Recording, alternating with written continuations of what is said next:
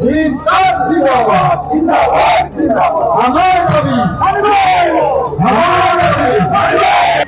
কমিটিবিলাকৰ যিবিলাক সিদ্ধান্ত এই সিদ্ধান্তবিলাক আমি আমাৰ পক্ষত থকাৰ পিছতো নাগালেণ্ড গভৰ্ণমেণ্টে আমাক সদায় প্ৰতাৰণা কৰি আহিছে। নমস্কাৰ, নিউজ ওৱান নৰ্থ ইষ্টৰ আজিৰ এই প্ৰতিবেদনলৈ আপোনাক স্বাগতম। আপুনি চাই আছে দেশৰ এটা অগ্ৰণী নিৰ্ভীক নিৰপেক্ষ আৰু বহুভাষিক channel News One North east.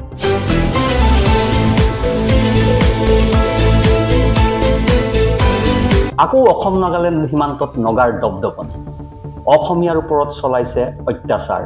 অসমৰ সীমান্তৱৰ্তী অঞ্চলত নগাৰ আগ্ৰাসনক লৈ এতিয়া ৰাইজ আতংকিত হৈ পৰিছে।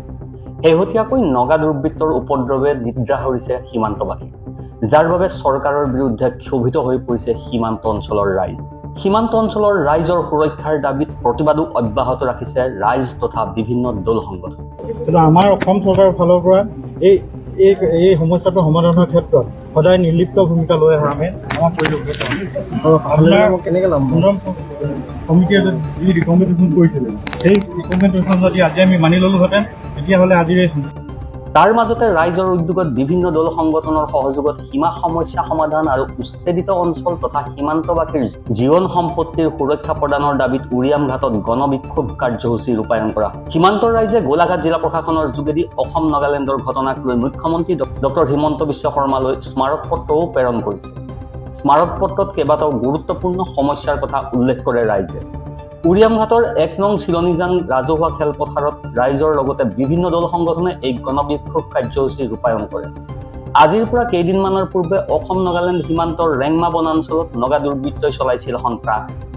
অসম চৰকাৰে ৰোপণ কৰা হাজাৰ হাজাৰ গছপুলি কাটি পেলাইছিল নগাই, কিন্তু এই ক্ষেত্ৰত নিৰ্বিকাৰ ভূমিকা গ্ৰহণ কৰিছিল প্ৰশাসন তথা চৰকাৰ, যাৰ বাবে স্থানীয় লোকসকলে অসম চৰকাৰ আৰু নাগালেণ্ড প্ৰশাসনৰ বিৰুদ্ধে প্ৰতিবাদ সাব্যস্ত কৰিছে। শনিবাৰে ধনশিৰি মহকুমাৰ ছাত্ৰ সন্থাই সৰু পথাৰত প্ৰতিবাদী কাৰ্যসূচী ৰূপায়ণ কৰে। নগা দুৰ্বৃত্তৰ কবলৰ পৰা অসমৰ ভূমি, বনজ সম্পদ আৰু জনসাধাৰণৰ জীৱন সম্পত্তি ৰক্ষণাবেক্ষণ দিয়াত অসম চৰকাৰৰ ব্যৰ্থতাৰ বিৰুদ্ধে আৰু শীঘ্ৰে এই সন্দৰ্ভত ব্যৱস্থা গ্ৰহণৰ দাবীত বিক্ষোভ কাৰ্যসূচী গ্ৰহণ কৰে ছাত্ৰ সংগঠনটোৱে। দেওবাৰেও অব্যাহত থাকে এই প্ৰতিবাদী কাৰ্যসূচী। উৰিয়াম ঘাটত প্ৰতিবাদী কাৰ্যসূচীত অংশ লৈ এজন লোকে কয়, সীমান্তত নগা দুষ্কৃতিকাৰীয়ে যি কাণ্ড সংঘটিত কৰি আহিছে, অসম চৰকাৰৰ লগতে নাগালেণ্ড চৰকাৰক ক'ব বিচাৰিছো যে এই ঘটনা শীঘ্ৰেই ৰোধ কৰিব লাগে। আমাৰ যি সমস্যা এই সমস্যা আমাৰ হাতত নাথাকিলে হয়, বৰ্তমান আমি সীমান্তবাসী হিচাপে খুবেই ভয় আৰু আশংকাৰ দিনবিলাক আমি অতিবাহিত কৰিব লগা হৈছে, কিয়নো ইয়াতে এই সীমান্ত অঞ্চলৰ সুৰক্ষাৰ দায়িত্ব থকা ইয়াতে CRPF বাহিনী আছে, লগতে আমাৰ আছাম পুলিচ বেটেলিয়ন আছে। যদিও এই অঞ্চলটোত বা সীমান্ত অঞ্চলটোত তেওঁলোকে পৰ্যাপ্ত পৰিমাণে সুৰক্ষা দিবৰ কাৰণে সক্ষম হোৱা নাই, কিয়নো যদিহে তেওঁলোকে সক্ষম হ'লহেঁতেন তেতিয়া যোৱা 29 তাৰিখে যি নগাৰ ঘটনা হৈ গ'ল ইয়াতে সেই ঘটনা নহ'লহেঁতেন। যোৱা 29 তাৰিখে দিন দুপৰতে য'ত নেকি CRPF বাহিনী আছিলে, CRPF বাহিনীৰ উপস্থিতিতে নগা দুৰ্বৃত্তই আহি অসম চৰকাৰে ৰোপণ কৰা প্ৰায় হাজাৰধিক গছপুলি কাটি তহিলং কৰি থৈ গ'ল। গতিকে এই ঘটনাটোৱে এতিয়া প্ৰমাণ কৰিছে যে এই যিটো অঞ্চল আছে এই অঞ্চলত বসবাস কৰি থকা লোকসকলক সুৰক্ষা প্ৰদান কৰিবৰ কাৰণে অসম আৰক্ষী প্ৰশাসন তথা CRPF বাহিনী সম্পূৰ্ণৰূপে ব্যৰ্থ হৈছে।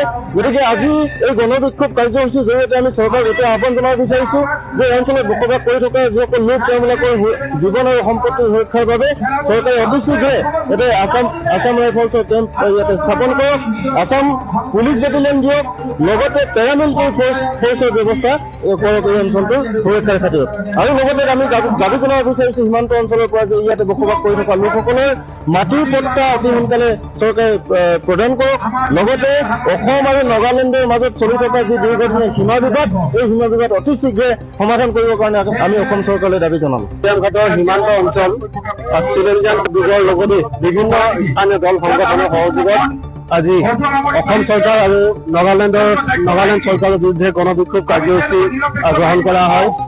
আমি এই কাৰ্যসূচীৰ জৰিয়তে অসম চৰকাৰৰ লগতে নাগালেণ্ড চৰকাৰক এই কথাখিনি স্পষ্টভাৱে বাৰ্তা হিচাপে প্ৰেৰণ কৰিব বিচাৰোঁ যে প্ৰত্যেকটো মুহূৰ্ততে প্ৰত্যেকটো সময়ত নাগালেণ্ডৰ ফালৰ পৰা অহা দুষ্কৃতিকাৰীয়ে অসমীয়া মানুহৰ ওপৰত অত্যাচাৰ, যি হত্যা, হিংসা, লুণ্ঠন, ধনদাবী আদিকে কৰি যিমানখিনি দুৰ্ঘটনা অথবা যিমানখিনি অপৰাধমূলক কাৰ্য সংঘটিত কৰি আহিছে এইসমূহ অতি শীঘ্ৰে বন্ধ হ'ব লাগে।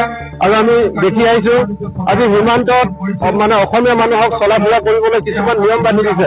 কিন্তু নাগালেণ্ডৰ লোকসকলক কোনো ধৰণৰ নিয়ম নবন্ধাকে তেখেতসকলে 100, 200, 300 এনেকে গাড়ী লৈ আহি সীমান্ত অঞ্চলত অথবা উচ্ছেদ কৰা ঠাইসমূহত প্ৰৱেশ কৰি বিভিন্ন ধৰণৰ কুটাঘাতমূলক কাৰ্য সংঘটিত কৰি গুচি গ'ল সংঘটিত কৰে।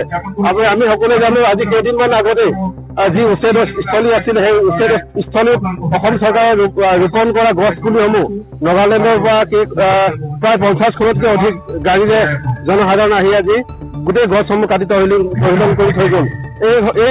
আমি এই বিষয়বস্তুখিনি অথবা এনেকুৱা ধৰণৰ কুটাঘাত অতি শীঘ্ৰে বন্ধ হ'বলৈ আজি অথবা অসম চৰকাৰে বন্ধ কৰিব লাগে। আজি এই গণবিক্ষোভ কাৰ্যসূচীৰ জৰিয়তে আমি এইখিনি বাৰ্তা প্ৰেৰণ কৰিম।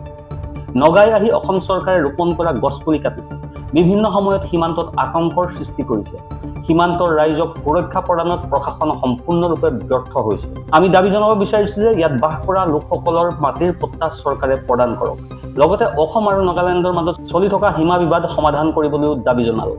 আন এজন স্থানীয় লোকৰ ভাষ্য যে আমি দেখিছো সীমান্তত অসমীয়া মানুহক চলা ফুৰা কৰিবলৈ কিছুমান নিয়ম বান্ধি দিছে, কিন্তু নগাসকলে 100খন 200খন গাড়ী লৈ সীমান্ত অঞ্চল বা উচ্ছেদিত স্থানত প্ৰৱেশ কৰি বিভিন্ন কুটাঘাতমূলক কাৰ্য সংঘটিত কৰে। অতি শীঘ্ৰে এইবোৰ বন্ধ হ'ব লাগে। Bureau report, news 1 north east.